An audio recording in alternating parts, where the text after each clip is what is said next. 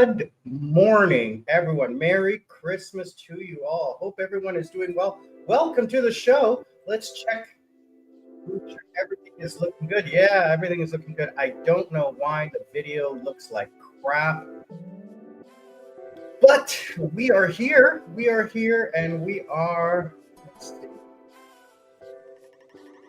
That's no good. That's no good. There we go. It's a little bit better. There we go. All right. Welcome. Merry Christmas. Happy holidays to everyone. I hope you guys are doing well and enjoying. And why is that disappeared now? Why? Oh, jeez.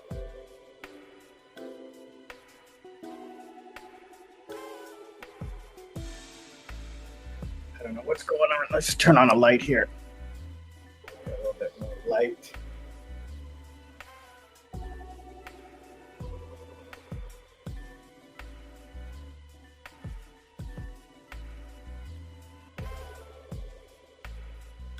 Let's try that. All right. Thanks again for joining, guys. I truly appreciate it. Merry Christmas. Happy New Year. Hope all is well and everyone has had a great New Year. Please say hi. Let me know where you're calling from, where you're watching from. And a special shout out to all of my subscribers. Chris, I know you can't be online today, but you sent me a message. We're going to see you next week. No worries, no problem. I'm pretty sure Lady T, Tanya is going to try to join us today, and Darren should be joining us soon. Got my coffee this morning. Sad news out of South Korea, breaking news. I just saw the news about an hour ago. There was a big plane crash, huge plane crash. You know, hundreds of people are dead. A Jeju Airways airplane flying from Thailand back to Korea crashed in a small regional airport in the southern part of the country. It looks like it was landing without landing gear from the video that I saw. There's no landing gear, and it's doing a belly landing, ran out of runway and ran into the end of the concrete wall at the end of the runway and exploded. So far, they're saying 28 dead, 3 survivors, but that number is going to go up. Out of 181, I'm going to say like 160, 170 are going to be passed away. Unfortunately, it's so sad that this has to happen, you know, and so close to my trip. It just makes you think. Like I love flying, but every time the plane takes off and every time the plane is landing, I'm like feeling every bump. I understand the technology of airplanes and stuff like that, but it's always that, like, what was that sound? Are we landing too early, too late? Like, I understand the mechanics of air travel, of flying, and I know where to land on the runway. I know, you know, what it should feel like, et cetera, and it always just makes me nervous because, you know, do you sit at the front of the plane? Do you sit at the back of the plane? It all depends on the type of crash, you know. But it's just so sad, you know. And the reality is that there's probably going to be someone on that plane I know, or a friend of someone that I know. I know so many people in Korea that there's going to be somebody I know. Even in the Halloween disaster, there was someone I knew. The Halloween crowd crush disaster, there was somebody I knew. The ferry boat accident years ago, there was somebody I knew. Not personally, but there was a connection. There was this, you know, cousin of somebody I knew, or someone I knew was affected. And this is just another tragedy. The Korean, and to add on top of that, the Korean won is just god awful. Almost hitting 1490. So 1,490 won to the US dollar. Considering 3 months ago it was 1,200. So every day I'm losing money because I need to buy US dollars. So I'm just gonna, like, I'm not gonna transfer any more money. I have enough money here to survive. Maybe a little bit I'll bring over for the rest of the year for 2025. But maybe I'll just buy gold accounts in South Korea with my money, because it is just I'm losing too much. Like about $100 for every 1,000 I convert. You know, when you're talking $10,000, that's $1,000 lost in exchange. That's money that I don't want to lose. So I'm probably just buy a gold account in South Korea. If anybody has advice on, here's my situation. I earn money in South Korea in South Korean won. I live in Sri Lanka, and I'm a Sri Lankan citizen, and I invest in Sri Lanka. I earn more money in Sri Lanka than I do in Korea. So, but I don't want to lose out on the capital moving my money from South Korea to Sri Lanka. Like in Sri Lanka, I'm making 30% on my money, and I spend my money in Sri Lanka. So, and the Sri Lankan rupee is stronger these days and getting strong. The South Korean won is not. And it's predicted to drop again in 2025, at the beginning of 2025. So if anybody has advice on what I could do or what I should do, I'm probably going to keep money in South Korea and not bring money over to Sri Lanka for the foreseeable future. It's just not worth it. I can earn money in South Korea for the short term in gold stocks. Because that's what everybody's doing in South Korea right now. Coffee time. So how was everybody's Christmas? I hope everybody had a good Christmas. We had family. My brother just left this morning. Oh, I have a surprise. I am going to do a special VIP live stream on New Year's Eve. I am going to start my live stream at 7:30 local time. 11 p.m. in South Korea. So I'm going to celebrate New Year's Eve in South Korea. I'm going to celebrate New Year's Eve, midnight in Sri Lanka. So I will be online. It looks like 5 hours. So join me. I'm going to have champagne. We're going to celebrate. It's going to be a wonderful time. We're going to look back on 2024. We're going to talk about everything, all the videos that I did, which is going to be a recap of 2024 and talk about 2025. And hopefully you guys can join and we can share together, you know, our successes and our dreams and have a good time together. That I think that'll be fun, because I'm not going anywhere. There's just no way I'm doing anything. So yeah, we are 25 days till my vacation. I cannot wait to get out of here.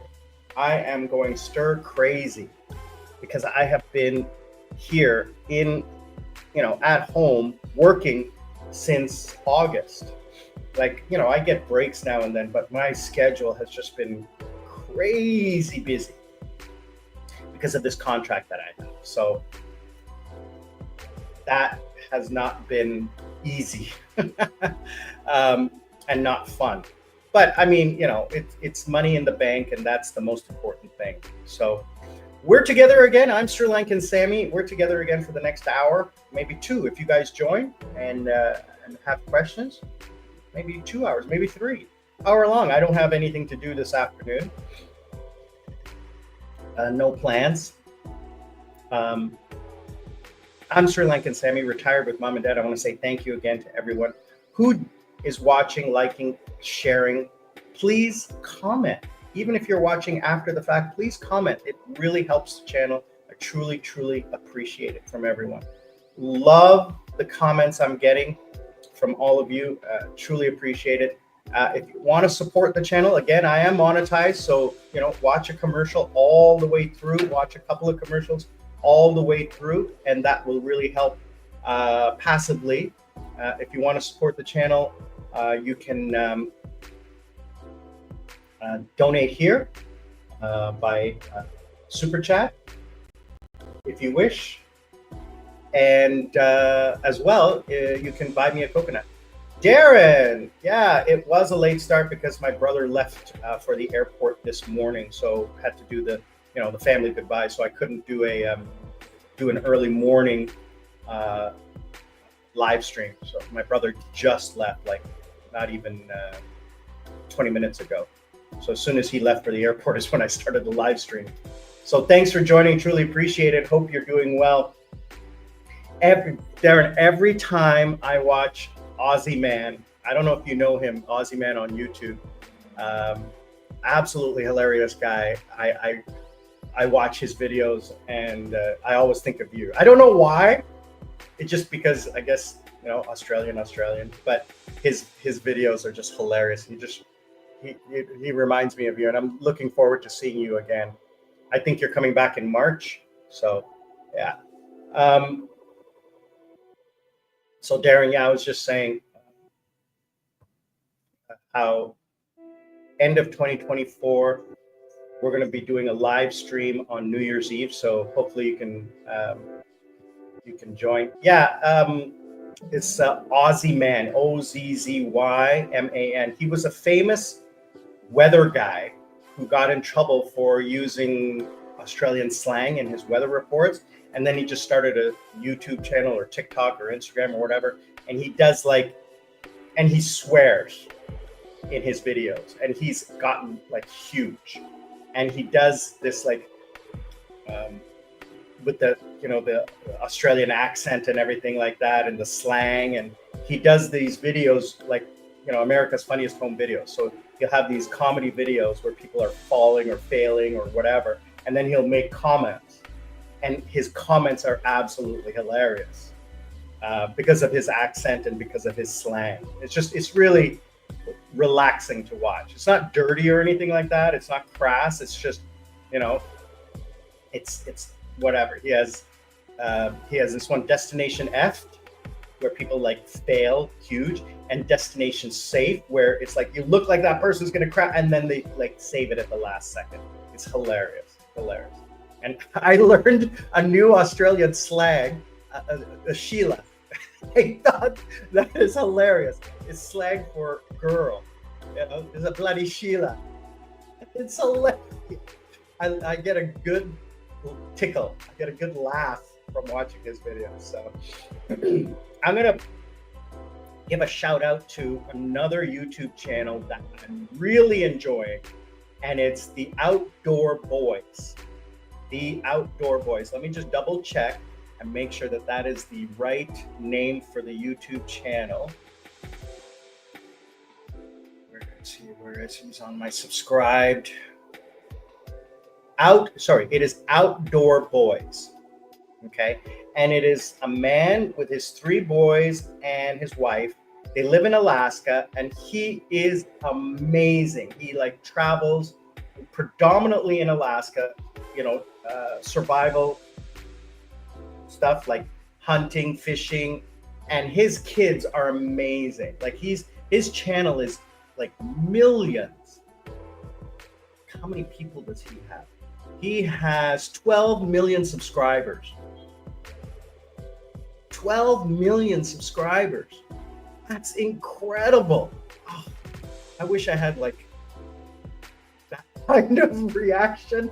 But his videos are great. His kids, no fear.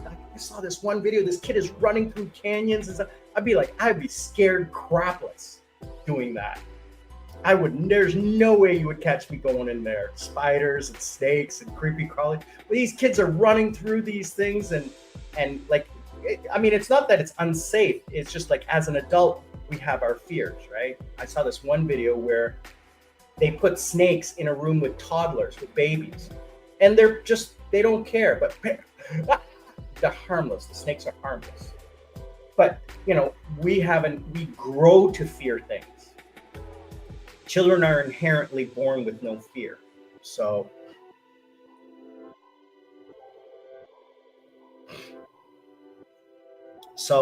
yeah, now the news, CNN is now reporting approximately 50 people have been confirmed dead in that airplane crash in South Korea.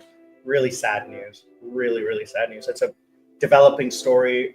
Plane has crashed in southern South Korea. Jeju Airways, which is a low-cost carrier, returning from Thailand. The manifest said all South Koreans except 2 Thai nationals. 181 persons on board, including crew, and so far approximately 50 have perished. 3 survivors, luckily 3 survivors so far, probably no more. There was a horrific crash from the video that I saw. It landed without landing gear, did a belly landing and ran out of runway and hit a wall at the end of the runway, which is just awful video. But you know, these happen every day. People pass every day all over the world. All we can say is, you know, sad, very, very sad. What else is going on? I have 2 more videos coming out before the end of the year. Do I? No, I have 1 more video coming out before the end of the year. And like I said, I'm going to do a New Year's Eve live stream on New Year's Eve. So I hope you guys can join me on New Year's Eve to toast the midnight bell. I'll be starting at 7:30 p.m. Sri Lankan time. So hopefully you guys can join me for that. That would be a lot of fun. I'll have some champagne and we'll toast a glass together to the new year. Hopefully 2025 is going to be better. I have some solid plans for 2025, work and vacation, maybe even a move. Yeah, maybe even a move.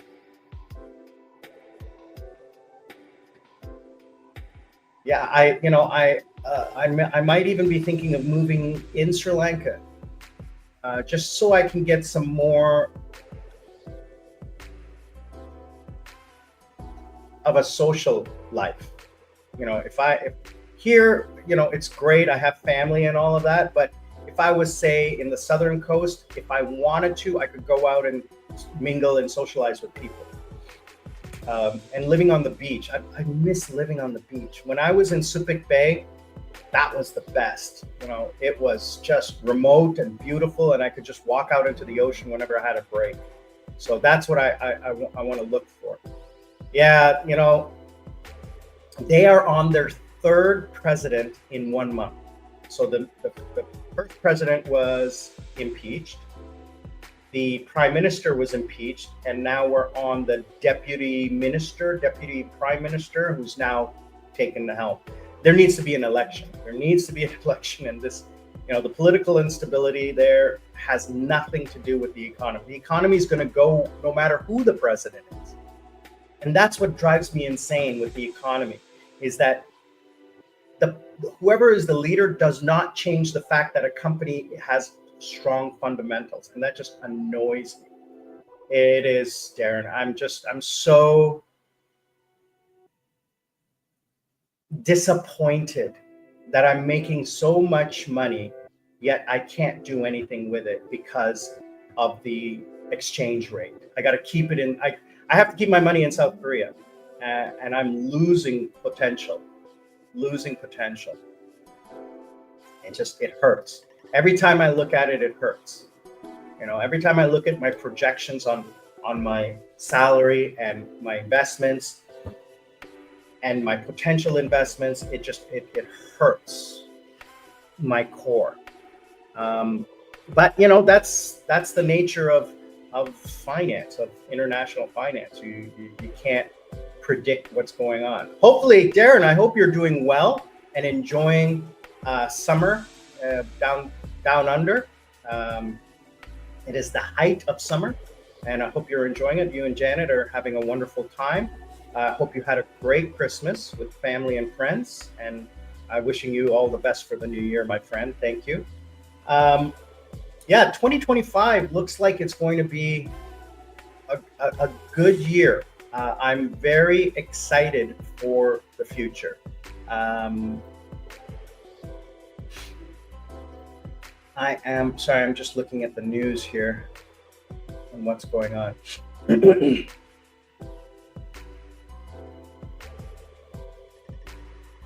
It was, I want to say a thank you. Um, yes, there's a big game going on, New Zealand and something or another. So yeah, I'm not I tried to become a cricket fan, and yeah, just not happening. Just not happening. Not today. Not today. Um,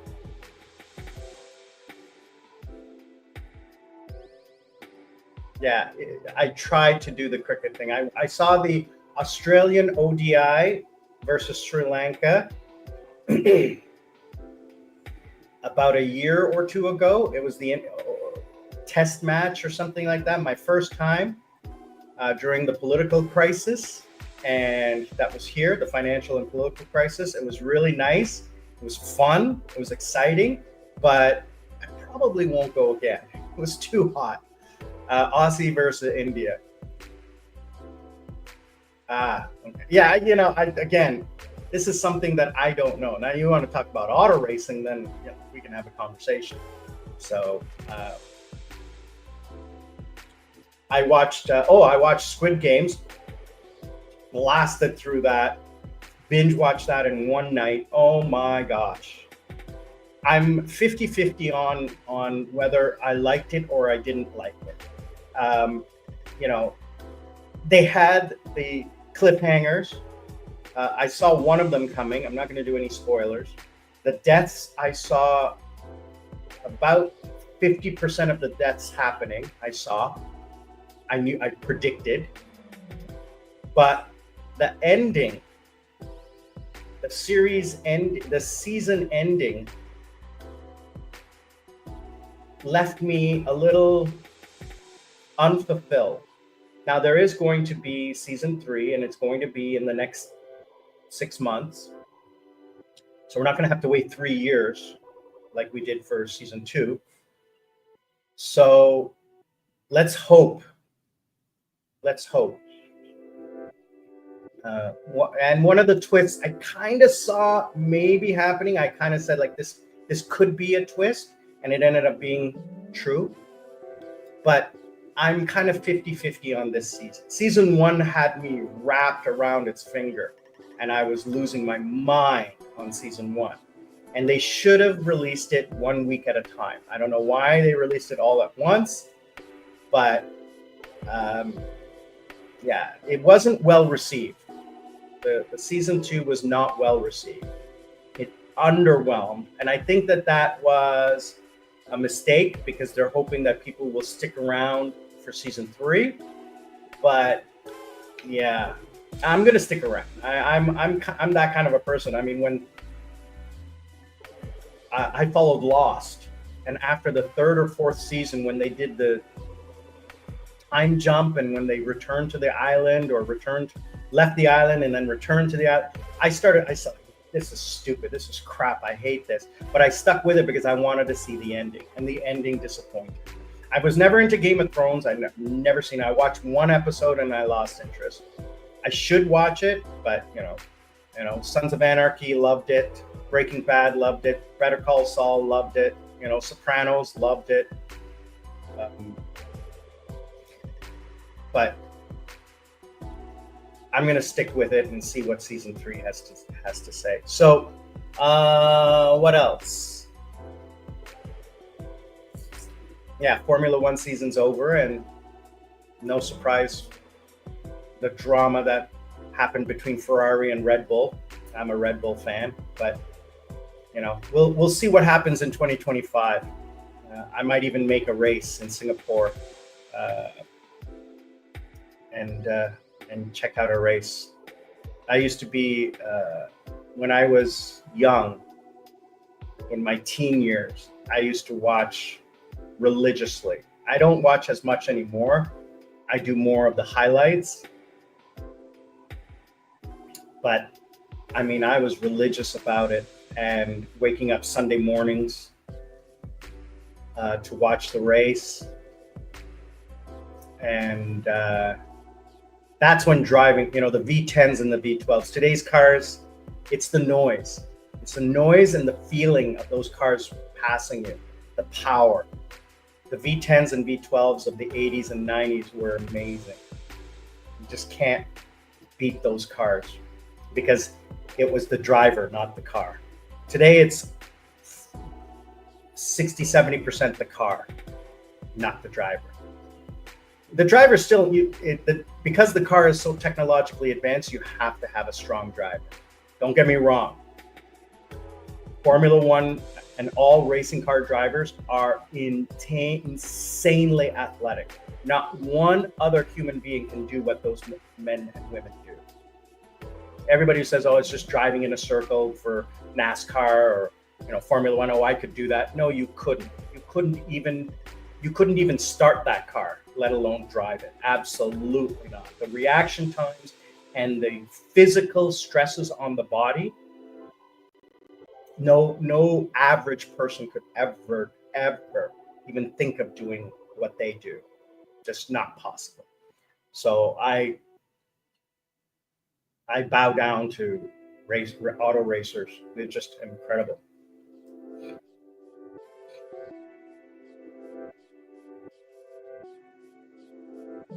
Yeah, Singapore is hot.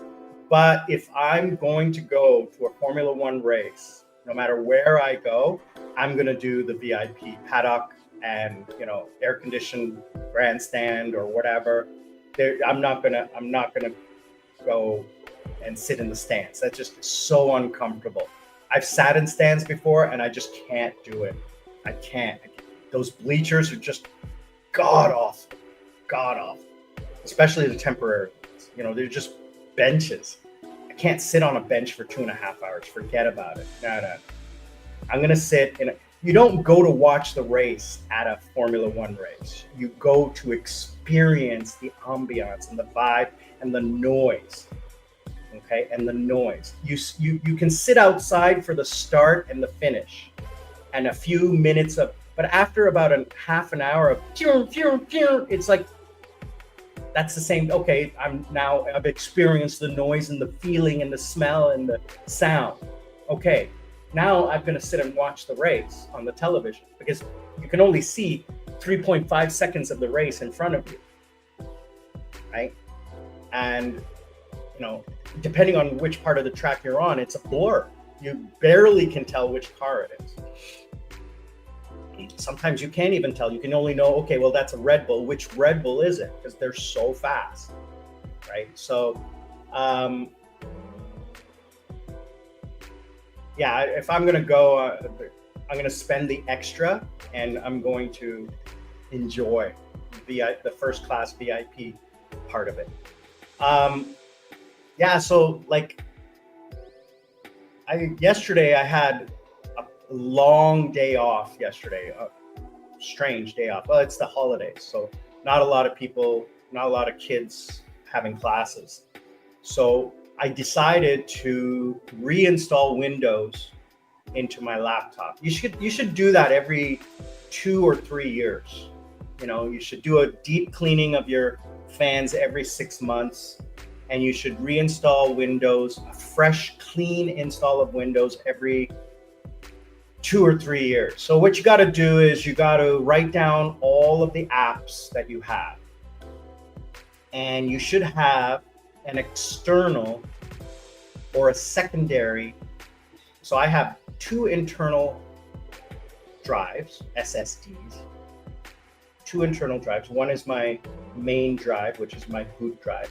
Secondary is a game drive, and then I have an external hard drive, SSD. And that's where I put all my files. So my games sit in the computer because it's faster loading. The external one, because it runs by a wire, it's much slower transfer speeds. So it doesn't mean your game runs slower, it just means it takes longer to load the next screen or the next part of the game. So I leave the games on the computer, I leave the software on the computer, and I leave files on the external drive. So like my YouTube videos, my movies that I want to watch, TV shows, music, old photos, and files, like my Word documents and stuff from work.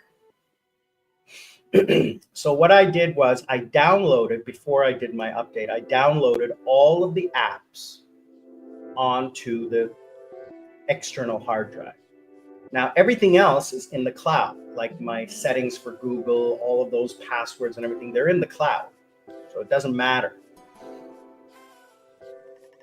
So I reinstalled, and as I'm doing the updates and everything like that, so I don't know if you guys know, I have 4 screens, 3 screens connected to the laptop.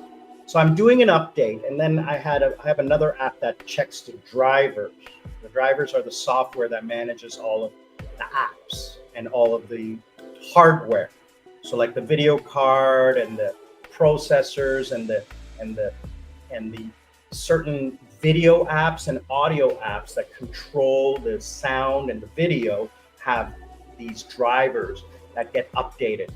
So I'm updating the drivers, and then all of a sudden my screens go blank and everything moves over to the laptop. So then I'm like checking, what the heck just happened? So I spent like 2 hours trying to figure it out, and I almost had to, what did I do?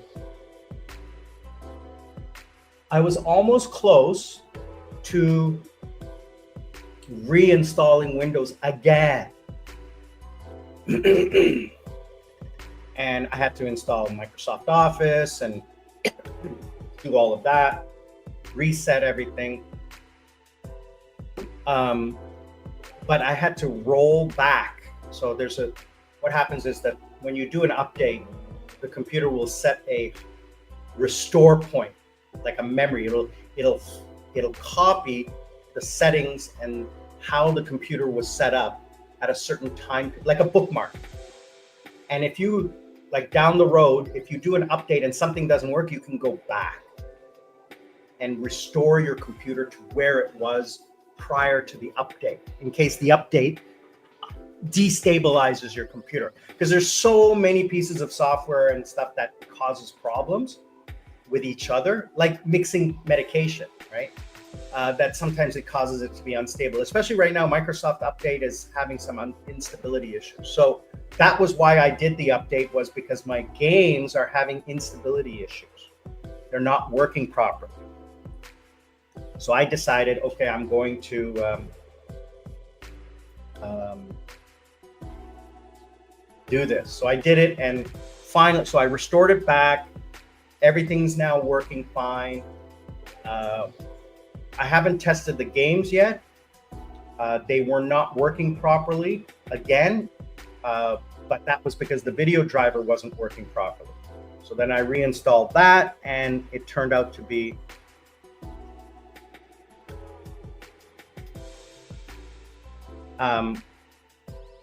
one of the issues. So after this class,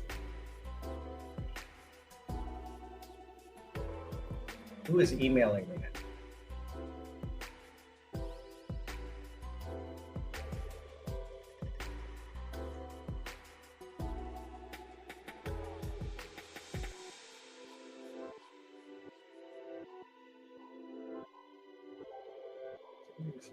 Okay. So yeah, I finally fixed it. Hopefully everything looks good. The video drivers are updated. The audio drivers are working well. And the picture quality, everything looks good. Everything's set up the way I like it. So hopefully after this, I'll test out the games and they'll be working fine, because they were crashing. I'm playing the game and then the game would just crash, and I couldn't figure out why. And I used I'm a little tech savvy, right? So I know how to navigate. So there's this thing called event viewer in the computer that it'll capture what happened so that you can look at a report. So I captured that. Now it's all machine language. So I put that into ChatGPT and it told me that this was the error that was occurring, like what was causing the crash. So it was an instability between instability between Windows and one of the drivers in the video card. So Windows and the video card, the software in Windows was communicating with the software running the video card, and they were having a conflict. And when that conflict occurred, the video card stopped, which crashed the game. Just so you know, for those of you who are not computer savvy, a computer has the CPU, the brains, and then it has a video card, which is a device that processes video at a higher rate for the games. In the old days, you used to just run a video game off the CPU, the computer brain. Today, it doesn't do it. It runs off of a video card, which has its own CPU and processes video images at a higher rate than any CPU could. So the CPU operates the computer and the machine in the background while the video card runs the video game. And so the video card and the computer need to communicate with each other because sometimes they share resources. And that was where the conflict was happening. So it wasn't the video card, it was Windows was corrupted somewhere. So I figured, you know what, I'm just gonna reinstall everything fresh and clean. Because sometimes when you install and deinstall apps and software and updates, things get disconnected and they don't connect up again properly.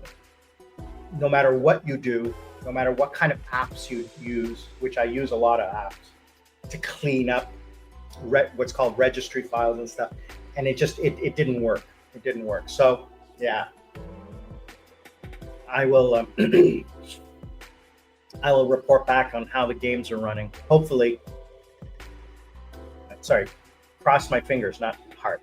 Cross my fingers that everything's working fine.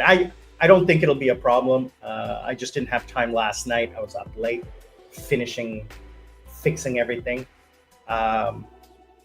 So yeah, that's that. What else is going on?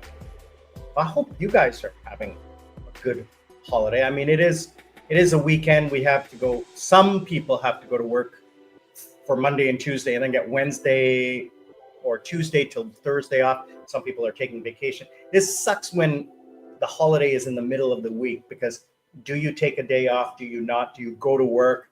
I mean, because I was a salesman, so you go to work on Monday, Tuesday, there's nobody in the office and there's nobody you can call because all customers are on vacation.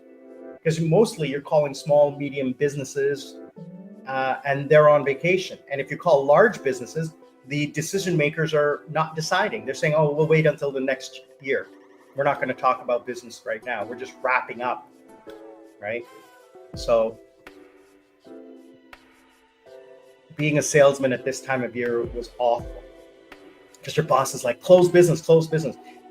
You were a salesman, you know you can't close business in December. It's not going to happen.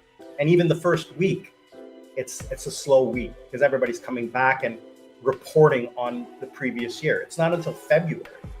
So yeah, January is going to be a slow month for me because that's what happens in Korea. And especially now with the economic and crisis, businesses are just like, but traditionally what happens in Korea is, not a lot of people know this. Korean companies, when you work full-time for a Korean company, it's a 1-year contract. So you don't have a lifetime job, you have a 1-year job.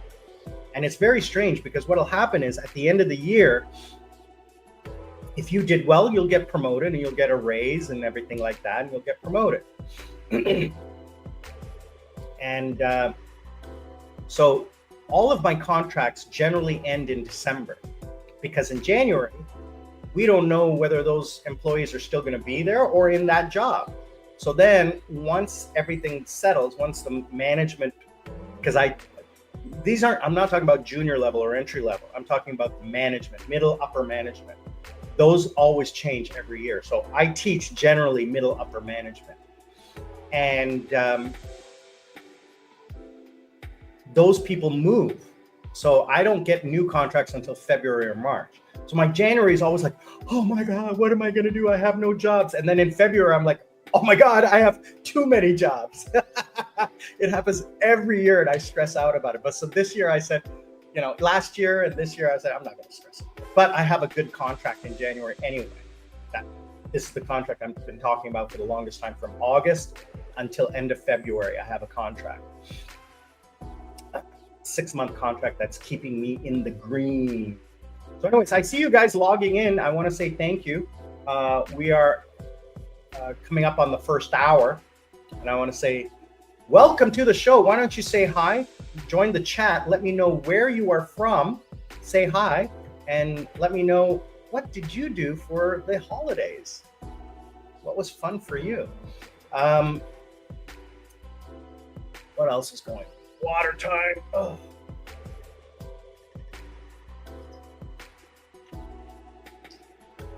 I don't know. What do you guys think? Should I grow thicker beard? So I have a trimmer so that it can clean it up and make it you know, you get those ends that you know, and it looks scraggly. I don't like that. So as you can see right here, it looks a little scraggly right there because this one is longer than the other ones around it. So I can take a trimmer and I can trim it down so that all the hairs are the same length, so it looks clean. And then, you know, clean this up as well. So I'm thinking about growing a beard. I've had one before, like a bushier beard. And I don't know whether I should do that or not because it's predominantly gray. But I like it. I like it. I don't know why. I wish it was more gray. I don't know. Let me know. What do you guys think? Should I grow it I don't want to grow it down to here. I just want a bushier, thicker. And I can grow a thick beard. That's not the issue. That's not the issue. It takes a lot to maintain it too. It takes a lot to maintain. Let me know what you guys think. Give me 1 second, guys. I just want to get some water.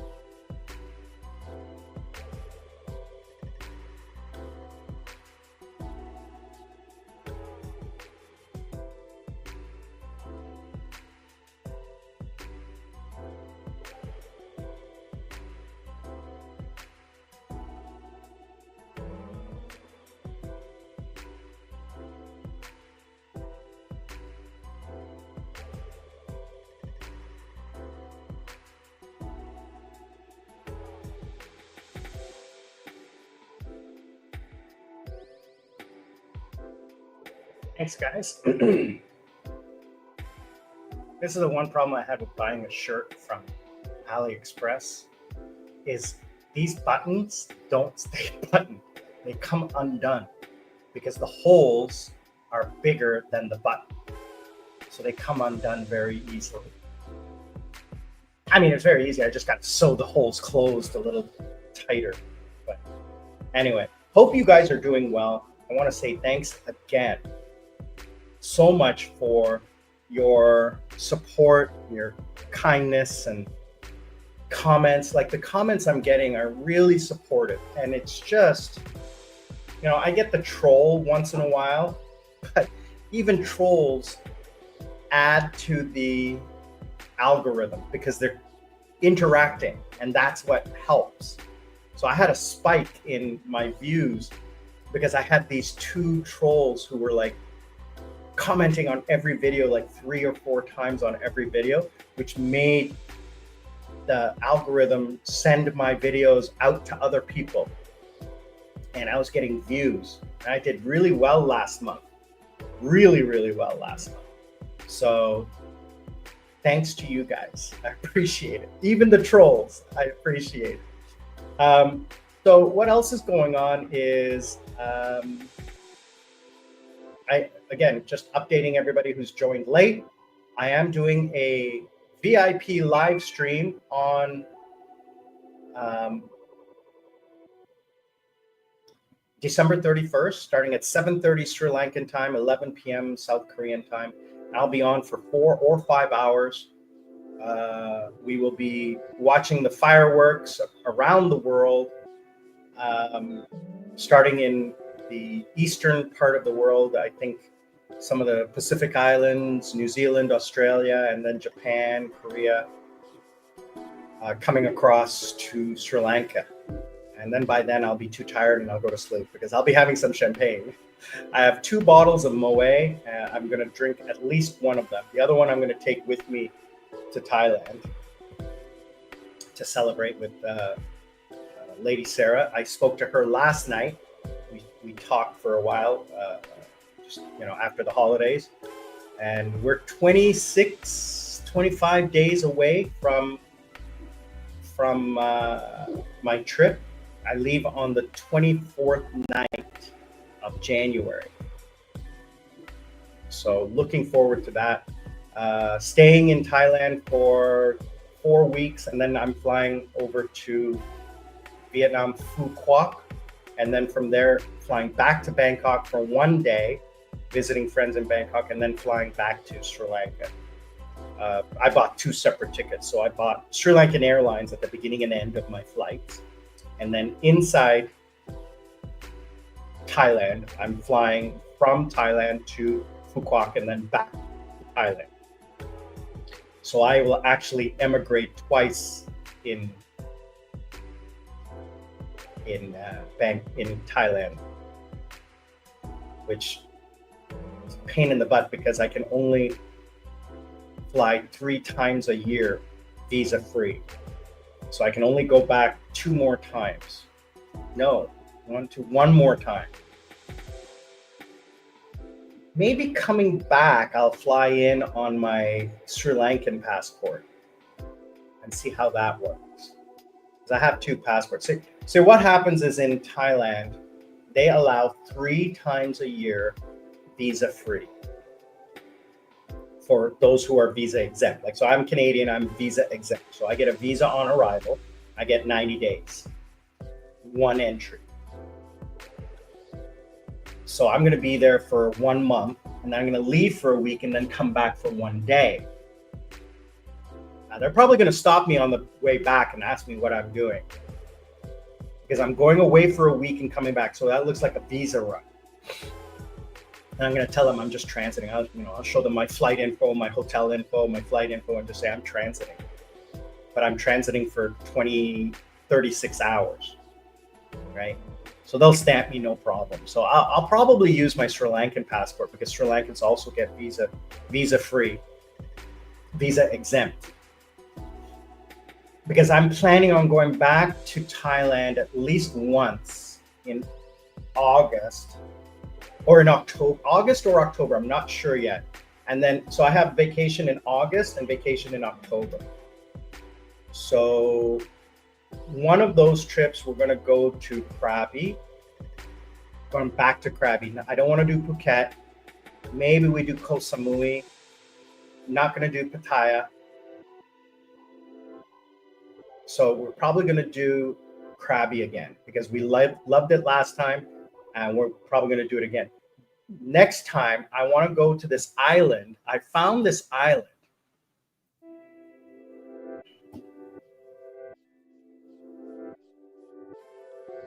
And it is called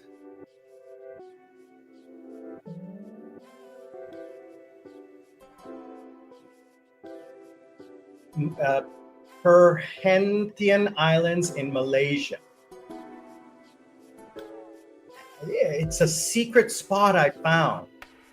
And it is, where in Malaysia is it? It is, so if you look at a map, let me show you. I can't show you, sorry. It is north of Singapore in the Gulf of Thailand.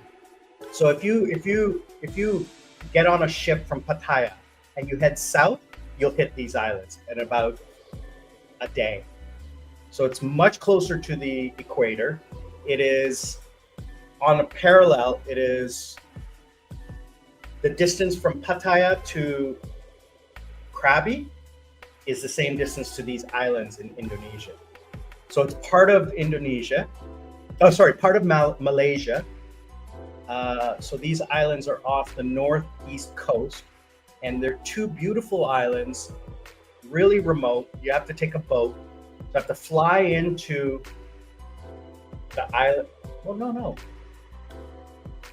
The airport, there's an airport on the island. I haven't researched it because it's over a year. It's almost a year away. So if anybody knows anything about the Perhentian Islands in Malaysia, there's two islands, Big Island and Small Island. And the beautiful thing about it is they're remote, snorkeling, and they're cheap. So that's what I'm going to check out here. Just give me 1 second. What's going on?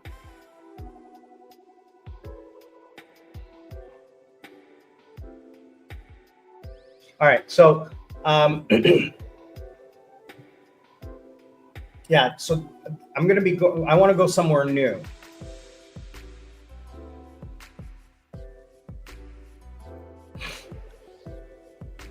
I want to go somewhere new, and I want to check out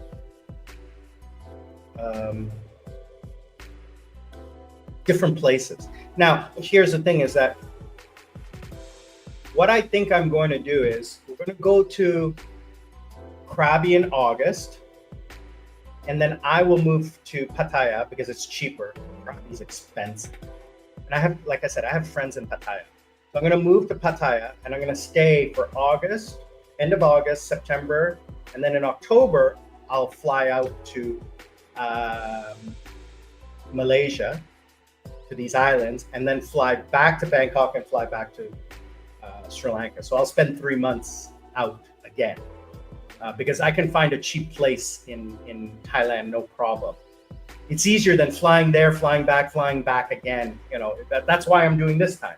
It is cheaper for me to stay than it is for me to fly twice. It's the same cost.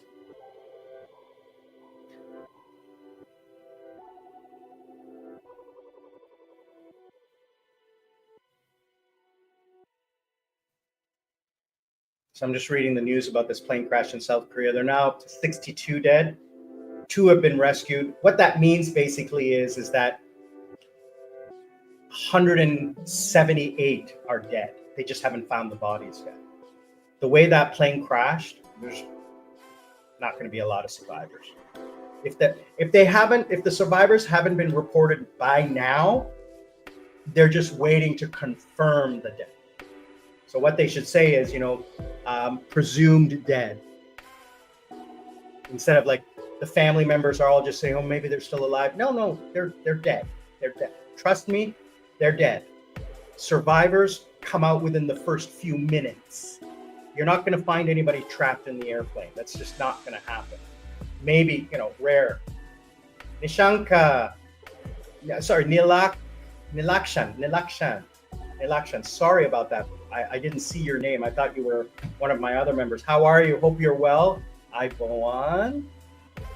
Hope you had a great Christmas and enjoying this beautiful, beautiful day today. Finally, we get some nice clean air and nice cool. It's cool weather today. I really like that. It's cool weather today.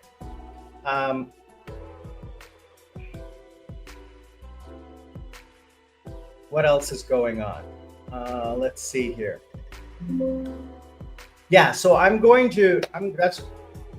oh yeah, I forgot where you are. Where are you again? Remind me again. You're in Canada, I think, or England.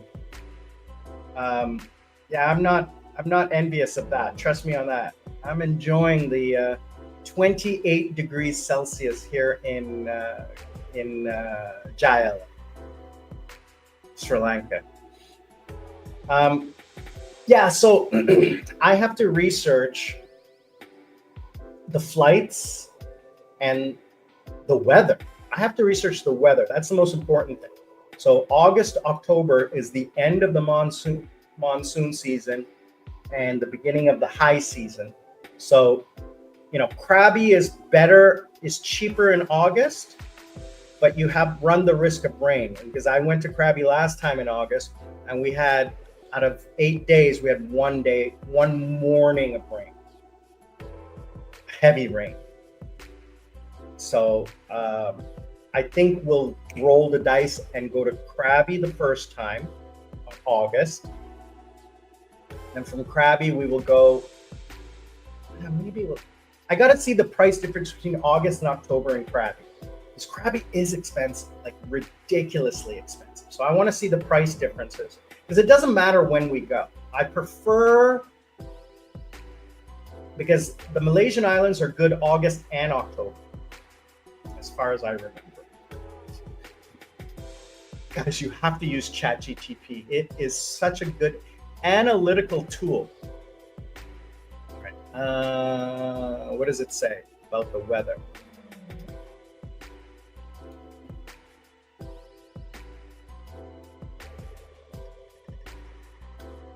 says Bali is the perfect weather in August. I'm never going to Bali. I'll go to Lombok Island before I go to Bali.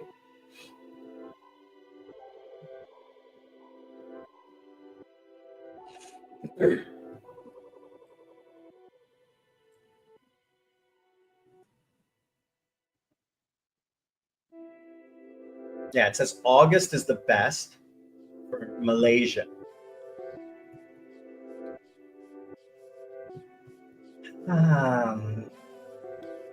And we can't fly direct. We have to fly to Kuala Lumpur, take a domestic flight, and then a boat to transfer to the islands.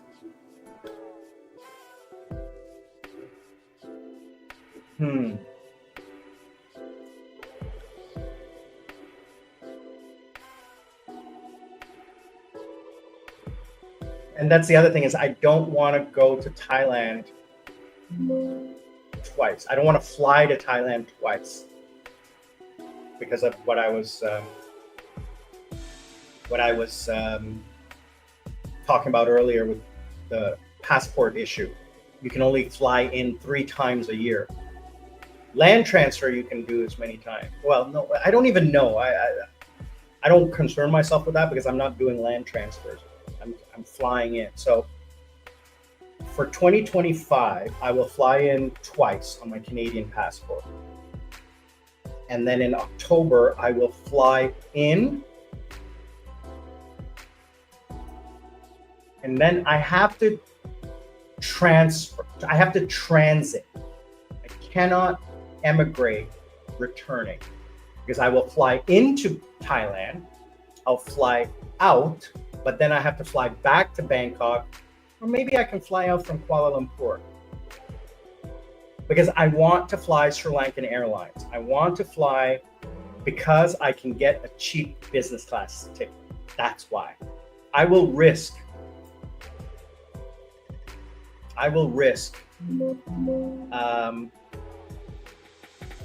flying Sri Lankan Airlines. Hey, vacation in March, just before the rainy season starts. Remember, rainy season starts in April, depending on where you are.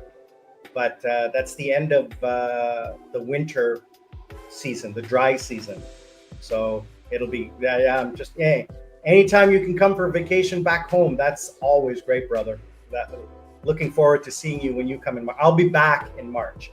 I return to Sri Lanka March 2nd. So I'll be back March 2nd. I leave January 24th and return March 2nd. So I'm gone for 6 weeks. So now, yeah, that's going to be my plan for today is I'm going to calculate flights, hotels, costs, and check which way is the cheapest way between the two places that I want to go to. Maybe I will go to Lombok Island. It's so far. I don't like spending that money when I can go to the same place cheaper. Because it's an island is just an island with water around it and fish in it. And Sarah wants to go to new places and stuff like that, but I'm saying like let's do that in 2026. Right now, let's just stick to, because I don't want to spend too much. Not that I'm cheap, it's just that for me, it's more about the people, the person that I'm with. And especially since the fact that when I go, I can stay. She can't. So she leaves and then comes back. So yeah, that's what I'll probably figure to do today is calculate these two places and figure out which one is the most cost effective. Bro, Japan, let me tell you something. If I had my choice between China, Korea, and Japan, I would choose Japan.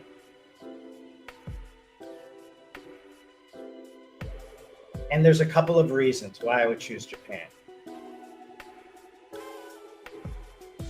First off, it is just an incredible culture. The women, insanely beautiful. My God. Almost as much as Korean women. I mean, I've always loved tall, thin, well-dressed, taken care of women, whether they're being Western or Asian, doesn't matter. The culture is just so much different. The only problem in Japan is they are slightly more racist. Sorry, I don't want to say racist, prejudiced than Korea. Whereas in Korea, if you assimilate, you are a little bit more accepted than you are in Japan. In Japan, if you assimilate, you are an oddity, like a zoo animal. You're tolerated, but in the back of their minds, you're never accepted. Even someone born in Japan, raised in Japan, speaks Japanese fluently and is culturally sensitive, still not accepted. And the cost. The cost of Japan is just insane. I thought Korea was expensive. Japan is just off the hook.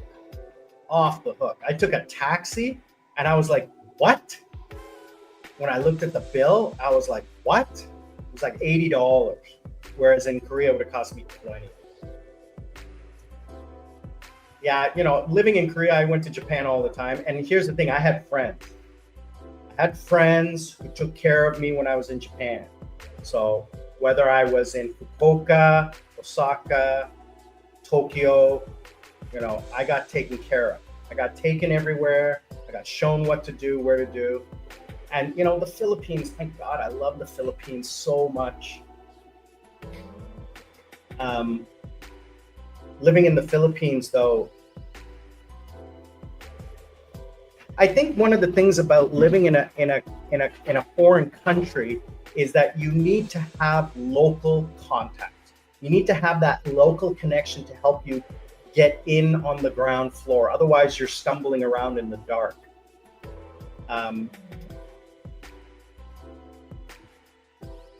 Yeah, buses and subway. And there's the problem too, is the subway is not in English. So you need help, or you need a good translation tool, right? The subways there, they're not tourist friendly. They have apps and stuff like that, but unless you can figure it out, everything's in Japanese. There's no English, not where I was, not that I remember. But in Tokyo, I didn't take public transit. I took taxis and stuff. But I was living in Roppongi at the time, so I didn't need to take a taxi very far. So I stuck around where I was living. And Japan's not bad in the winter. It's not that cold. It's cold, but not that cold. I mean, it is a volcanic island, so everything's warm there. And for all the times that I was in Japan, I never felt an earthquake. I had to be in the Philippines to feel an earthquake. I would be careful about that, brother. The problem in Japan is that depending on where you go, it's not dangerous. It's just, what do I say? It's just not, I don't want to say it's not safe or dangerous. Japan is probably in the top 2 or top 3 of the safest places in the world. But at night, I mean, everywhere has bad people, everywhere in the world. Okay. And at night, in certain places in Japan, you can be taken advantage of. You have to be careful. There are places even Japanese people don't go at night, in Akibara and can't remember the name of the other place. But I have friends. So one of my friends was a gangster. So I didn't have to worry too much about shit in Tokyo, in Roppongi. So this guy was scary. But I met him in Korea. So I didn't really worry too much. I was invited by him to come. So I was taken care of from the time I landed at the airport till the time I left. I didn't have to worry about it. And that was 10, 15 years ago, 10 years ago. I still talk to him once in a while, but once I started working at the clubs in Korea, it was like I didn't go to Japan that much anymore. I went to Japan mostly in the beginning. But yeah, Philippines, if I went back to the Philippines, it would be the central Philippines, Palawan, Bohol, Demugay, that area, the middle part. I was in the northern part. It's not really safe to go to the southern parts because of the religious political conflict. Tourists are targeted or can be targeted. You have to be careful. You have to be very, very careful. There's things going on over there. But central area, and the problem is that Cebu and Palawan are insanely expensive. Bohol, not as much. Demugay, absolutely not. The problem with some of those cities is that there's too many expats. Too many. It's like Pattaya. And that's what I don't like about central Pattaya, is that there's too many expats. I like southern Pattaya, Jomtien, which is much more relaxed and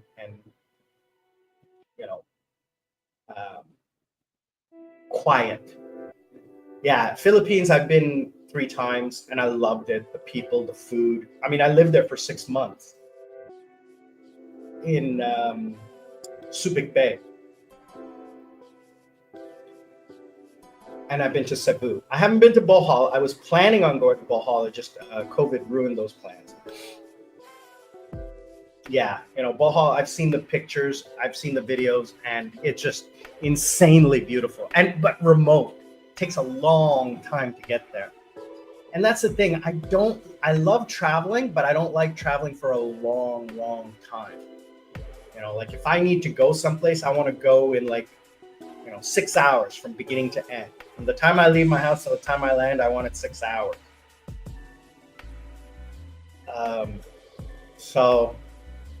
And Philippines is far from me. The problem with Philippines is that from Sri Lanka, I need to hub in Malaysia, Singapore, or Manila. And the problem is I have to get to Manila and then transit on a domestic flight. Yeah, I don't envy you. I don't envy you 20 hours on an airplane. You know, we're practically a day away by air. You know, you have to fly from Canada to either Tokyo, Korea, or London, Dubai. London, Paris, Dubai. You know, from the East Coast, you have to land in London, Paris, Dubai. From the West Coast, you have to land. You have to transit in Singapore, Tokyo, or Korea to make it to Sri Lanka. There's no direct flight from Canada to Sri Lanka.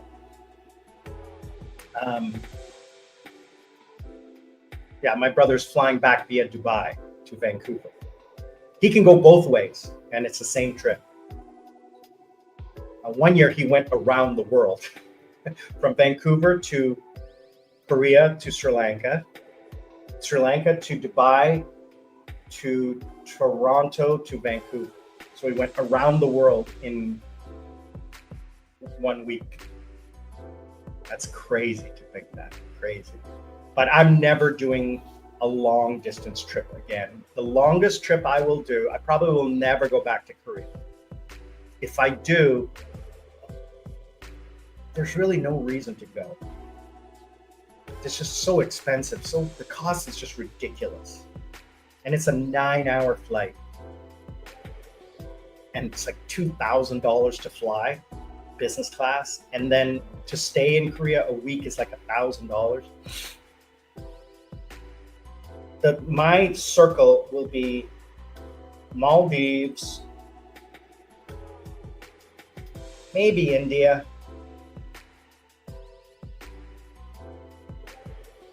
Let me look at a map. I can't even think about it.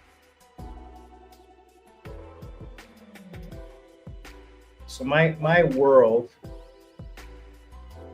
will be Maldives, India, Thailand, Malaysia, maybe Bali. I need to get south of the equator once. I've never been south of the equator. So my world will be Sri Lanka, as far east as Vietnam, and as far south as Singapore. For now, that triangle of the golden triangle of Thailand, Vietnam, Singapore. And the only reason Singapore is because that's a hub.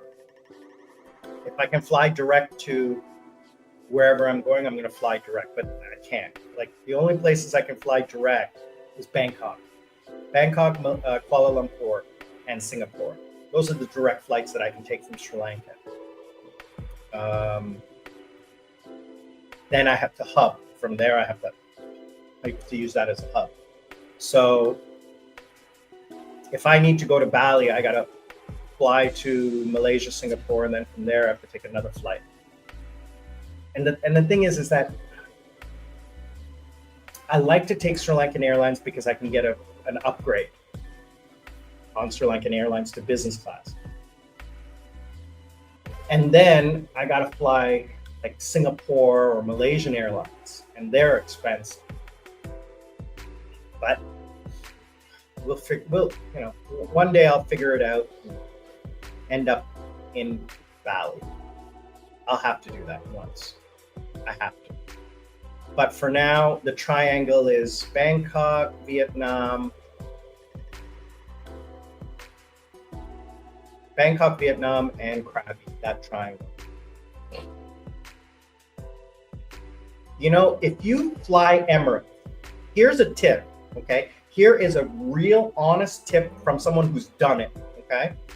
If you fly Emirates, economy or premium economy, those seats are amazing. They are better than business class and any other airline, the economy seats. You get food, you get recline, you get pillow, blankets, everything. Entertainment system, it is wonderful, okay? Pay a little bit more for the premium economy and get like an exit row seat or a bulkhead seat, you know, because you're flying for a long time. Here's the beautiful thing. Transiting in Dubai, you can, when you land in the morning, you don't have to take the next available flight. You can take the like later flight, and that'll give you a day in Dubai. Okay, that'll give you a full day in Dubai. I did a 28-hour layover in Dubai. I was flying first class, so they gave me a hotel room, they gave me a chauffeur service, so it was great. But you can get, you have to check it out with Dubai Airlines and Emirates or Etihad or even Qatar. You have to check with them and see what they do for transit customers. I know Emirates provides services for transit customers longer than 8 hours. So, yeah, Darren, I mean, for your flight, you know, long distance, I would. But for me, I've been flying Sri Lankan Airlines now for 3 years, and I've never had an issue, never been delayed. And it's a short haul flight. That's why. These long haul flights, the A330s that they're running are really old. The A320s are newer. So that's why I've been a little luckier, I guess. Right. Yeah. And, you know, I'm going to say, you know, splurge a little, try to find, you know, your credit card or whatever, your points, and fly. But, you know, call the airline directly and see what options they have.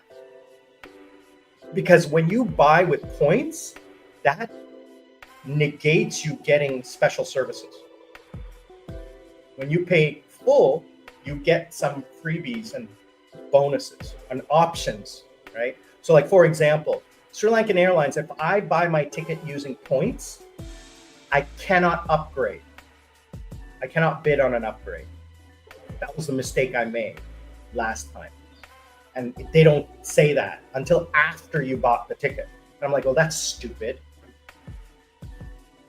So I saved $50 by using my points, but then I had to spend like several hundred to buy the upgrade, which bothered me. But anyway, Emirates, definitely Emirates. Etihad, you know, let me tell you this.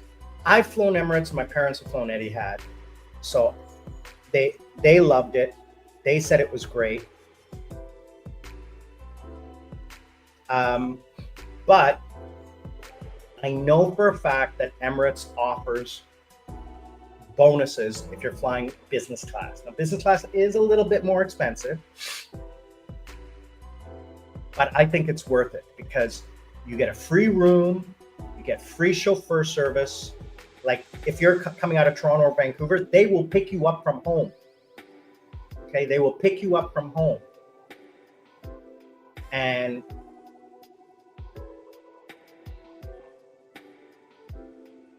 WestJet. I've never flown WestJet. I left Canada before WestJet became big. So, and I never flew inside Canada. I flew always south to the Caribbean or something like that. And ever since I left Canada, like, so when I lived in Canada, the only time I flew, other than going to Europe when I was a teenager, once that I remember, 16, I flew to Portugal. I don't remember the flight. It was so long ago. That's 40 years ago. But I was probably on airport TAP, Portugal Air. Other than that flight that I can remember, I did go to Europe. I went on Lufthansa and I went business class for college, for university. Then that was business class. But other than that, those trips, I always flew charter flights to the Caribbean, and they don't have business class. They have premium economy, which isn't that big of a deal for a 2-hour, 3-hour flight to Bahamas or Jamaica or Cuba. And you're drunk on the plane anyways. But ever since I left Canada, I flew business and first class. So leaving Canada, I flew Air Canada executive first. It was the first time Air Canada had the herringbone seats. So the seats were all like this, sideways. And I remember getting on the plane and for a 17-hour flight to Korea, and the people are walking past me and I'm sitting there sipping champagne, leaning back in my pod. People are just looking at me. I'm like, yeah. And then ever since then, I've always flown business class, Malaysian Airlines, Singapore Airlines, Cathay Pacific, because I always flew from Korea to Sri Lanka. Now, if I flew, like, let's say on vacation, when I went to Japan, it's a shuttle flight. It's an hour in economy. I flew once in economy, and that was an emergency flight. I got a last minute flight for like $400 when normally an economy class ticket costs like $800 on Air China or China Eastern or something like that. I will never fly any Chinese airlines through Beijing ever again. Number one, I will never transit through China.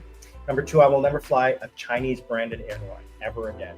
Horror, absolutely horror, absolutely. I will pay 4 times as much to not fly through China, transiting through China, or on any Chinese branded airline ever again. I learned my lesson. I won't do that again. So I've flown Malaysian Airlines up until they had the problems. And then I also flew Cathay Pacific, which is just wonderful. But now that I'm not flying to Korea anymore, I'm only flying in this area. So I'll be flying predominantly Sri Lankan Airlines, and then a local carrier, probably Air Asia X. Yeah. Any Chinese airline is just awful. They're just awful. Just the worst. Anyway, thank you for joining me, guys, for the second hour 2 of the Sunday Fun Day. Let's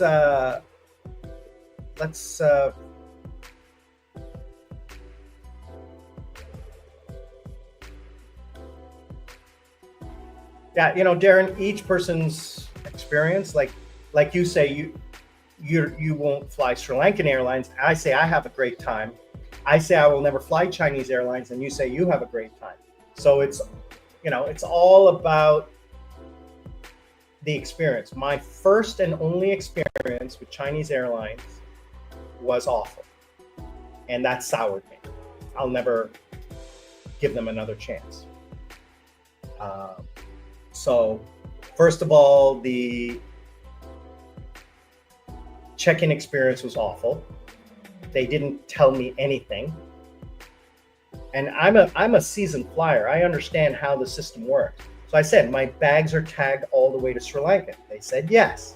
What that means is I don't have to pick up my bags in my transit. I'm flying the same airline all the way through, right? I was flying China Airlines or China Eastern or whatever it was, from beginning, transiting, and then ending, the same airline. So I land in Beijing, and then nobody's there to tell you what to do. I don't know. I go to the transit desk and they say, yeah, just go this way. I'm like, okay.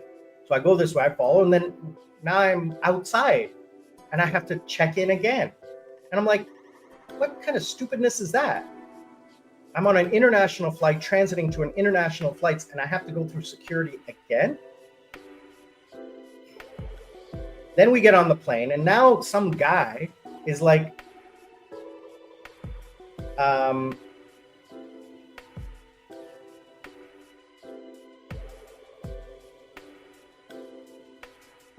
it's like complaining about his seat, and we were getting late, and I'm like, I'm gonna miss my connection.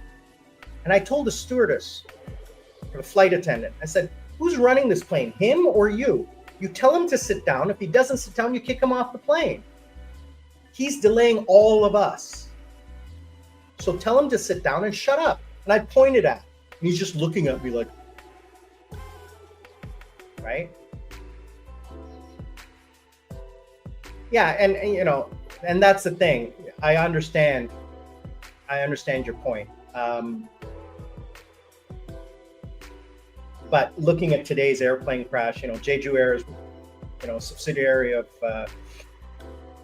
Asiana and one of the biggest airlines in the world. And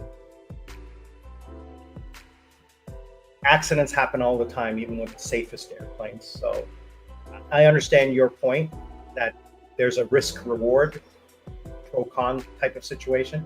And it is true that when an airline is in trouble, maintenance maybe falters off, but there are regulations in place that they have to follow, so for safety. And they haven't had any issues. They have mechanical failures, but not in the, well, they have had in the air. They have, but nothing that would sour me for now. Yeah, you know, airline flight, let's say, for example, something happens on the ground, there's a delay. I would never get upset. I would just say, what do you want me to do? I'd smile at them. Hi, how are you? This sucks, doesn't it? It's more work for you. I'm so sorry.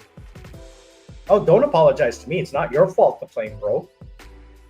It's not your fault. Things happen. You know, I don't blame you know, Bill Gates when my computer breaks. That's what happened. It's nobody's fault. It's just, that's what happens. So let me know what you want me to do. And I get taken care of. Oh, let me take care of it for you. Just go over here, wait 15 minutes. I'll come back and get you. Perfect. Thank you so much. You're so kind. I appreciate that. I know how busy you are today. I mean, it's going to be like this for the next couple of hours for you, and I'm sorry. Got properly taken care of. Got a lounge pass. Got a gift certificate. Got sent off on my way. They got my phone number, texted me when everything was ready. 45 minutes, an hour later, they told me, yeah, here's your next ticket. You're booked on the next flight. True, you know,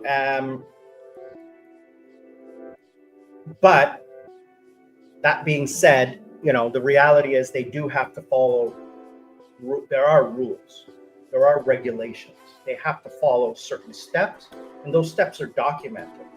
They can't just not do them, because then they're in violation, right? So there are safety standards that need to be met regardless of whether they're broke or not. And if they don't meet those safety standards, they'll lose their flight license. They can't afford that, right? They just, you know,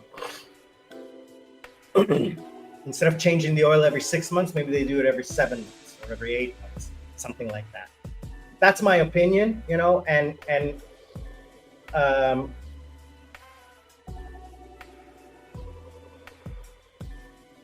but the truth is, like, I've looked at it, and it's the A330s. Those A330s are really old, right? And they've just ordered 6 new planes to replace those A330s. The A320s are 5 years old. The A330s are like 17 or 20 years old. So I looked it up because I was curious, right? They have to do them to international standards. They can't just do them to Sri Lanka. To get flight permission to fly, they have to get international standards. That's why Pakistani International Airlines was banned from flying into the United States, because they didn't meet international standards. Okay, so there's a risk. So Sri Lankan Airlines is flying into one of the most heavily populated air routes, Singapore, and they have to meet international standards.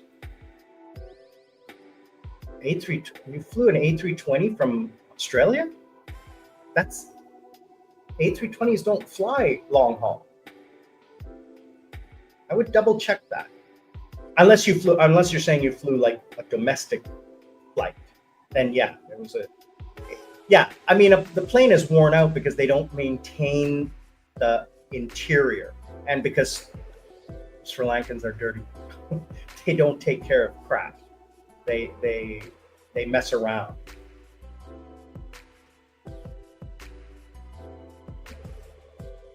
Yeah, that, internet, whatever the international standard designation is, like I know for a fact because I follow the Flight Guys.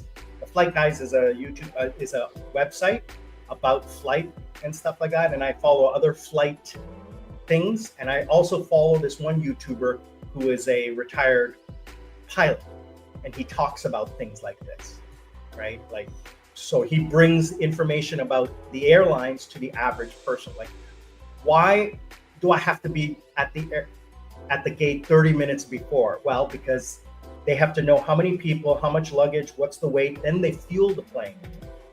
They fuel the plane after everyone's boarded, so they know how much fuel to put in. Because they don't put in more, they don't put in less. They put in exactly how much is required.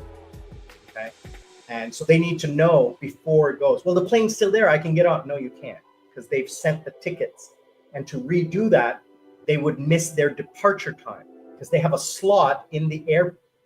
They have a slot in the traffic. And if they miss that slot, they got to pay more for the next free slot. And they don't own that gate. The longer they sit at that gate, the more they pay the airport. So it's all about cost and maximizing. So people don't realize that. And when they do, then they're like, okay, that makes sense. I don't like it, but it makes sense. So people don't want to listen. But yeah, international standards are a thing. And I learned this from that website. That's why Pakistani International Airlines cannot fly into Europe or into the United States. Not because of sanctions, but because they don't meet the safety standards. So don't fly Pakistani International Airlines. There's other airlines too that are restricted from flying for other reasons, but number one mainly is safety. They don't meet the international safety requirements. So that's a thing. Yeah. Okay. So you flew from Singapore to Sri Lanka. Yeah. That's a short haul flight from Singapore to Sri Lanka. That's an A320. So yeah, the inside of all the airplanes are worn because they don't repair the inside of the airplane. And because Sri Lankans abuse, they do. They don't, I mean, just look at the streets and crap. They abuse things. They don't take care. That's a shame. But, I seen one guy taking a knife to the back of the chair, and I'm like,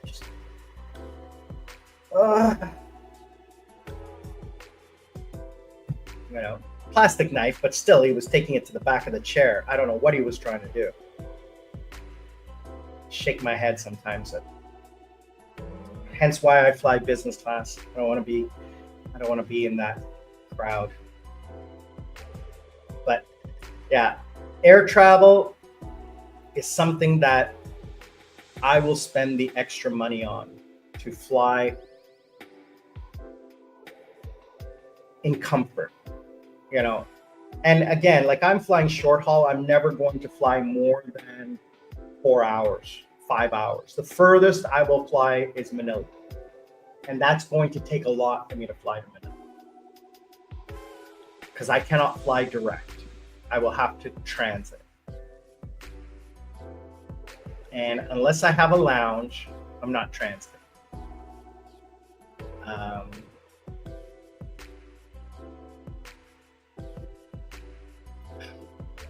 It's hell.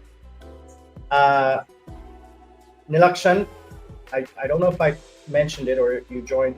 I am going to do a live stream on New Year's Eve, starting 7:30 Sri Lankan time. I'm going to go for 5 hours. I'm going to have a drink, so I hope you can join. Okay, and Darren as well. Hope you can join me, and we can cheers the new year together as family and friends.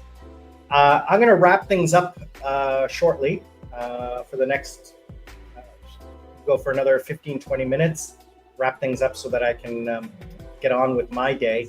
I have a couple things I do need to take care of. And I am going on a fast.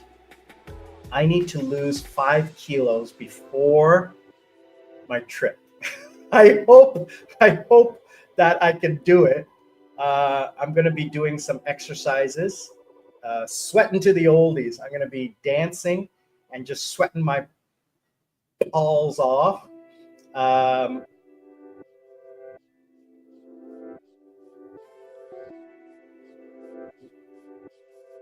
and hopefully I can lose 5 kilos, 4 kilos, 5 kilos by the end of January. So I'm going to be fasting 1 meal a day. Oh my God, can I do it? Load up on the vitamins. I've done it before.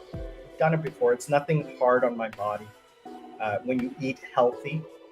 So, protein, vegetables, and a little bit of carb, all in one meal, light meal, 500-600 calories, and then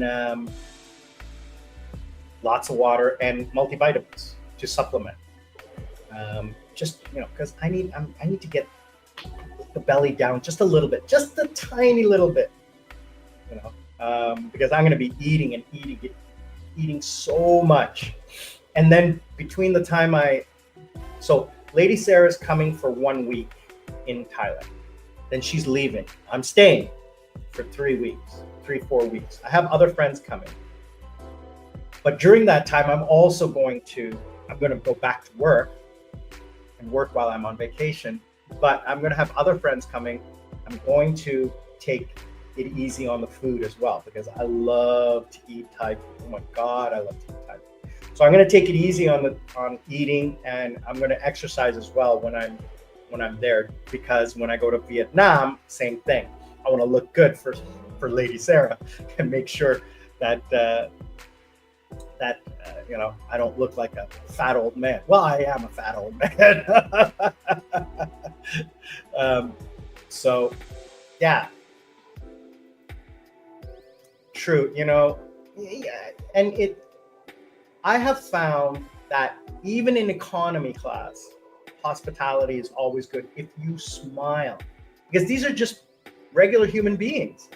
They don't get paid to be happy. But when you're happy to them, they're happy to you, right? And thank you, Nilakshan. I hope you do join, and we can toast in the new year. That would be great. So 7:30 starting at 7:30 p.m. Sri Lankan time, which I think will be 6:30 a.m.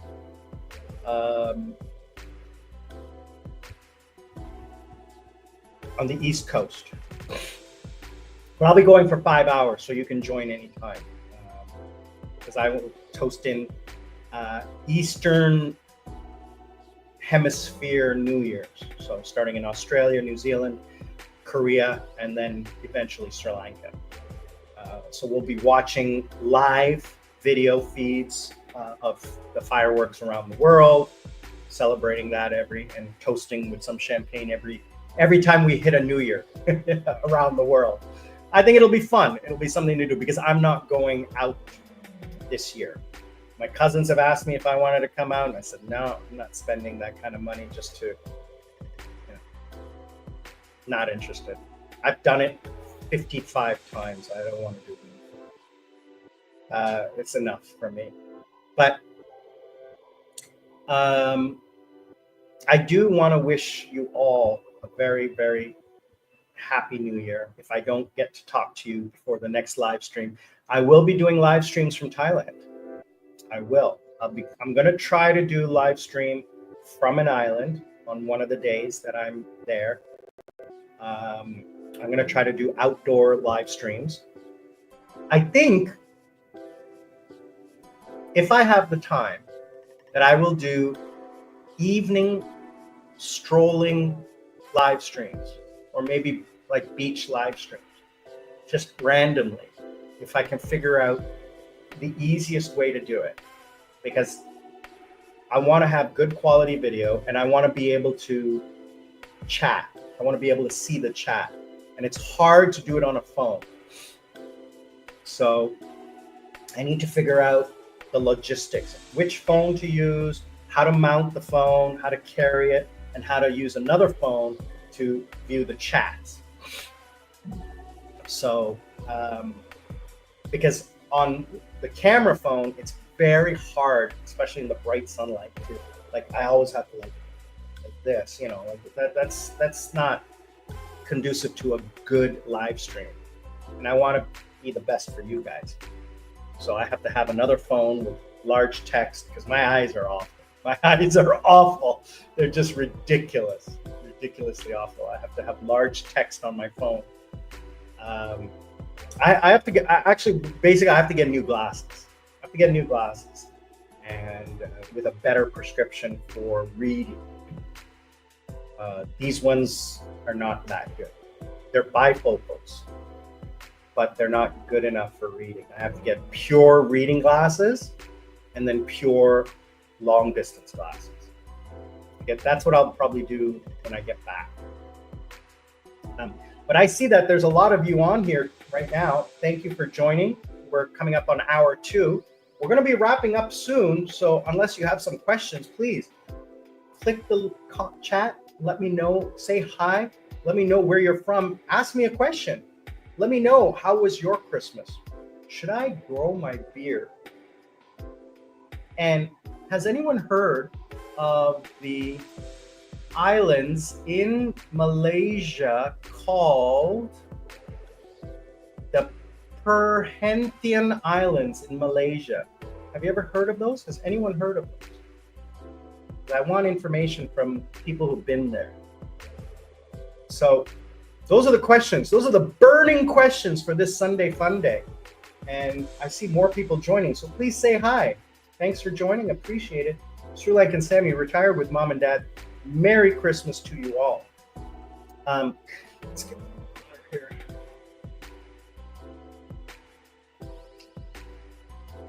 I really want to thank you guys for joining the live stream. I mean, I'm trying to do these live streams and keep them entertaining and stuff like that. I watch other people's live streams and they're just sitting there and I'm like, why would I be watching you?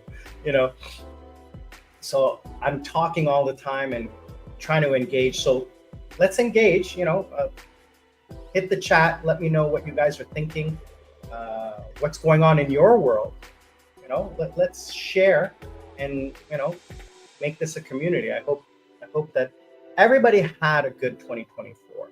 You know, it's just one trip around the sun. It's just a day on the calendar. Every day is the same, but it's a time to reflect on family, friends, work, and then project for the future. Like, I'm not one for New Year's resolutions. I'm one for projecting and setting goals and targets. So set yourself a goal or a target, like one achievable goal, and take a short step to that. And then say, okay, when I achieve that goal, I'm going to do something else. Don't set this target, oh, I'm going to exercise every day. No, that's an unachievable goal because you're just going to give up after a little while. What you want to do is you want to say, you know, I want to do this within the next 6 weeks or next 4 weeks. And then when you achieve that, oh, wow, I did it. I achieved it. And then you set another goal. So for the next 2 months, I want to do this. You know, so I've set myself physical and financial goals. I'm doing like, basically what I want to do is I want to do $25 a day into some form of investment. So every day I'm going to take $25, I'm going to invest it. Now, is that feasible? Is that, I get paid monthly. So what I'm going to do is on January 10th, when I get paid, I'm going to take $25 times 30 and I'm going to invest it right away, like right off the top. I'm not going to do anything else. So that's what I want to do. I want to see, can I do that? Because what I do is I do it the opposite way. I want to get a lot of money and then invest it all at the same time. But then during the interim, I go, oh, wow, I have all this money. Why don't I buy this little toy? Or why don't I buy that little toy? And then it eats into my capital. So I want to get rid of the capital before I have a chance to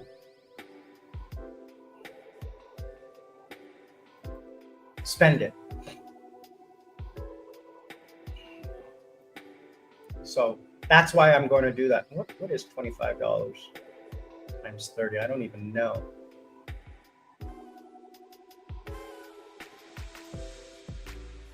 $750 a month.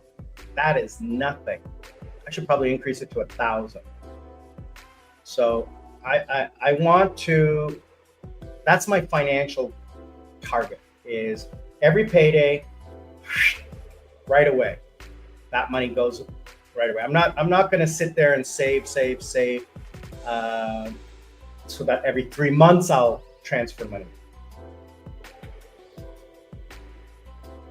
And you know what it is it doesn't hurt, right? So let's say you get paid bi-weekly, okay? As soon as your paycheck hits your bank account, take that $25 times 14 and move it into a stock account, an ETF. So my suggestion, if you're in Canada, is ETFs.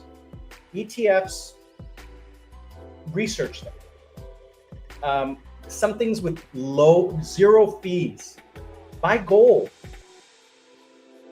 Buy dividend stocks, or buy an ETF that's a dividend stock. Buy real estate ETFs. So, I mean, Darren has some great ideas, but, you know, in the interim, short term, buy something that is secured, has low fees or no fees, okay? And the thing is to get that money out of your pocket, okay? If it's sitting in your pocket, you want to spend it. If it's gone, you can't spend it, right? Good first step. And here's my point. You're doing the right things. But the problem I have is that once I get money in my hand, I want to spend it. I don't see the investment opportunities. And that's a bad habit that I need to break. So for me, okay, I'm not saying this is for you. I'm saying for me, if I can get the money out of my bank account, then I don't have this desire or this urge to go online shopping and buying stupid crap, right? Get rid of your credit card, because that's a bad habit to have. Oh, I'll just buy it on my credit card and pay it next month. Now, huge mistakes. And see, this is me. This is my thinking, is that I see the money in the bank account and I'm not thinking investment. I'm thinking I can buy something. I can buy something nice for me. It's my retail therapy issue. So if I can get rid of that money and put it into an investment, then it's money I can't touch. So that's what I'm planning on starting to do. And I don't mean $25 a day. You shouldn't take $25 a day. You should, on payday, you should take the $25 per day rule. And I mean, we've all heard pay yourself first. You should do that. You should do 30% of your pay, throw it into a locked savings account. That's what I'm going to do starting next payday, January 10th. Is that money is going straight into a gold account, the money in South Korea. So I'm going to call my bank on Monday and set that up. Oh my gosh, you know, I have spent so much on Daraz and AliExpress that they sent me a gift certificate. They sent me a gift certificate and they said, you can buy whatever you want out of this list for free. It's like $50. So I bought a metal detector. I don't know if you can see it, but it's a metal detector. I bought this metal detector and I used it on the beach last week. And I found 3 rings. Soda pop rings. Soda pop rings, 2 lids and a can. I mean, it works. but I was on the wrong beach. I was on this beach in Nagumbo Beach, and I did it for about an hour, and it worked. I mean, it worked. It found a can buried about 30 centimeters in the ground. So it does work. I just need to go to a beach where there is more potential to find lost rings, necklaces, you know, coins. I don't care.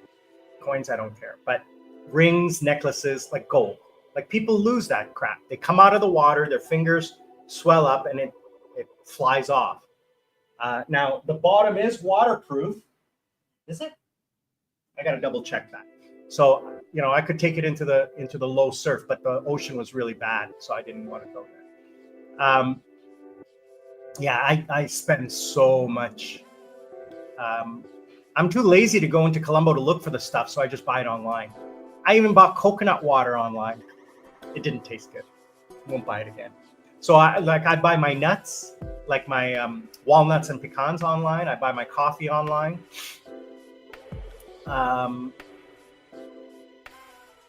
Because it's just, those are not available in the stores where I shop. I have to go all the way to Colombo to get it, and I'm not gonna do that. What else did I buy online? Like all my electronics, I buy from AliExpress, and I haven't had any issues. I bought a pair of very expensive running shoes, like not orthopedic, but very comfortable. I can't even remember the brand name. Oh, that reminds me, I should. So what happened was that they, even after measuring my feet, they were too small. So I had to send them back. So now I should rebuy those. Yeah, I should do that today, not forget. So I'm gonna just open that.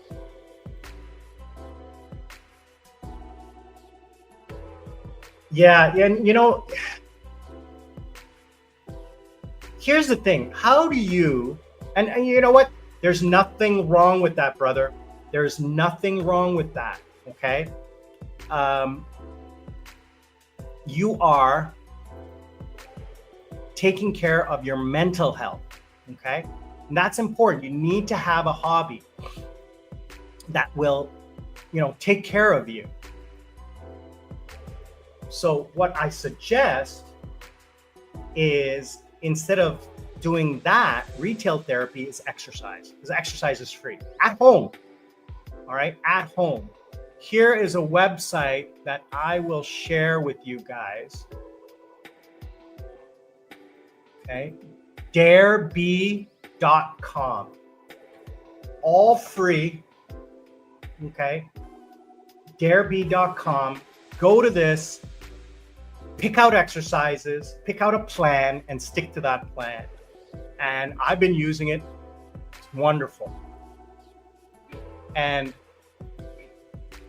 what you do is, instead of taking that mental break to do the exercises, to do the hobby, you do the exercises, which are free, and you take that money and you invest it. It's really important at that young age. I wish I had done it when I was younger.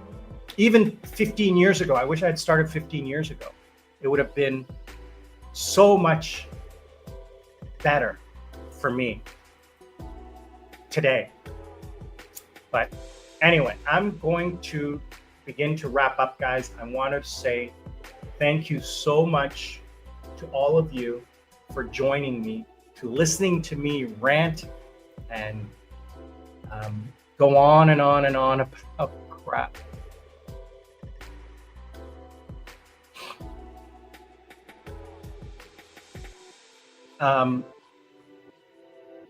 Sorry, I'm just checking something here. Yeah, all right.